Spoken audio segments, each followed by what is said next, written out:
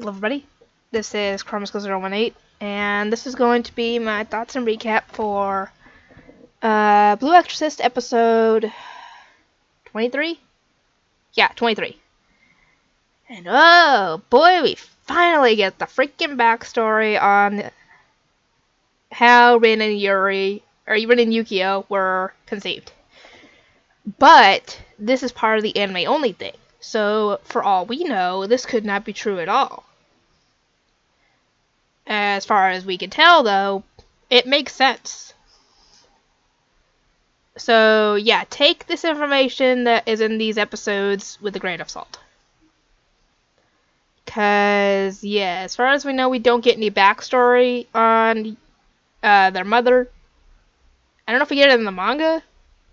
If that manga is still going, come on, people who write the dang thing. Put some information on that, at least. Anyway, yeah, Rin is essentially being tortured, and his blood is being used, along with the blood from the other demons, that the guns and the weapons had been gathering to open the gate to Gehenna. This would end up killing Rin if it continues and it, succeeds. Yukio ends up seeing this and asks that he be used instead. And they agree, and he gets Rin down and gives some of his own blood.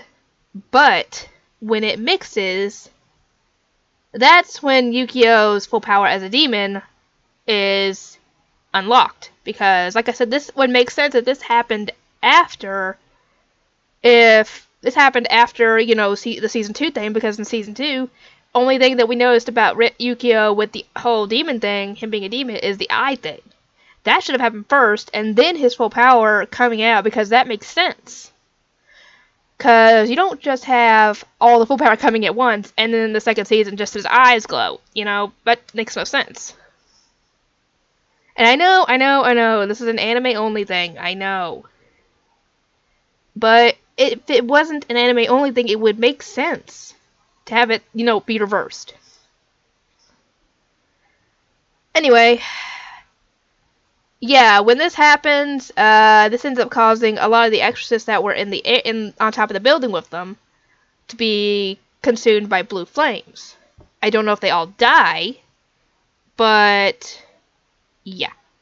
Before this actually happens, though, the guy reveals that the plane containing the nuclear bomb has already left, and it will only respond to his order. So if Yukio were to shoot him and kill him, the bomb will be dropped on the ground, and, well, a nuclear bomb dropping there will probably be very bad. And essentially kill everything in the not only immediate vicinity, but probably the whole campus will probably be exploded. So yeah, Yukio is forced to essentially let the guy continue what he's doing, because if he doesn't, and they don't open the portal to Gehenna, that whole area will be essentially decimated. And because of all this, the portal ends up being opened thanks to Yukio's contribution. And yeah, could somebody please explain to me the kid with the puppet? We haven't gotten anything on this guy at all, except that he uses a puppet. Because he's sitting there on looks like a construction area, watching this whole thing from far away. I don't know if he's reciting scriptures from the Bible or what, but he's essentially talking about the bomb coming down into the portal. Anyway, the portal ends up swallowing it. The thing blows up, obviously, and you would think that his plan is actually succeeding, but then it's revealed that, oh no, something that minuscule and pathetic could never destroy Gehenna. And this is revealed by Satan himself, as a ton of demon locusts pour out of the portal and starts trying to, consume the cardinal and his men that are left. And by this point, Bond and the others are trying to get some of the extras out of there and get the heck out before they get attacked. And it's at this point that Yukio hears from Satan himself, using their dad's voice, because that was the last body he possessed, to talk to him, and essentially Yukio finds out that the story he was fed by his mother was not true. Yes, she did die, but it wasn't by being burned at the stake. And we get a flashback as to what happened and how Shiro ended up finding her. And she actually has the same voice actress as Lucy, as far as I can tell. At least that's what it sounds like to me, because it sure sounds like Lucy. Anyway, we find out that she is willingly possessed by Satan and is resistant to his blue flames, somehow. And she let him in because she wanted him to be able to enjoy their world without seeing everything burn in front of him. Because every time he touches something, and every time he possesses something and tries to touch something, it burns up and is destroyed. And so she allowed him to be able to exist inside her to experience the world without that. And it's actually a good idea. It's not, I wouldn't say it's a good idea, but it's a good point. I mean, you wouldn't be happy too if you had that same ability and destroyed everything you touched. And she was telling him about how everything in this world has life and everything, and she was telling him how you can't buy a life or you can't give it away, but you can nurture it. And thus somehow she ended up being pregnant with his child. And at first, Shiro is the one that's being in jail because they think that he got her pregnant, but they don't believe him when he tells them that she's pregnant with Satan's kid. Oh no, it takes it coming from her mouth herself to her father and for them to believe anything she says, and the first thing he says is to abort the baby, which goes against everything the Vatican's doctrine, essentially. And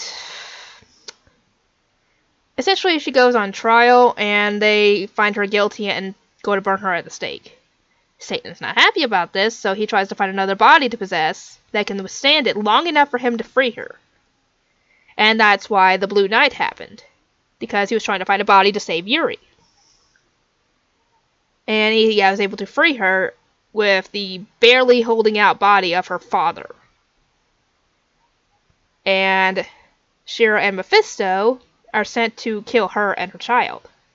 They find her after she gave birth, and she died afterwards because I guess it was too much for her body to handle. And thus, Shiro was going to kill the babies, but decided against it. And Mephisto gives him a challenge to raise the children as human. And, well, yeah, that's where this whole thing happened.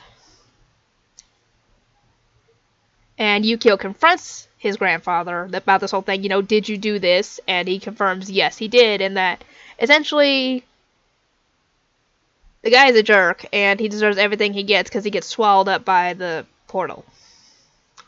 Yeah, the guy deserves everything he got with that.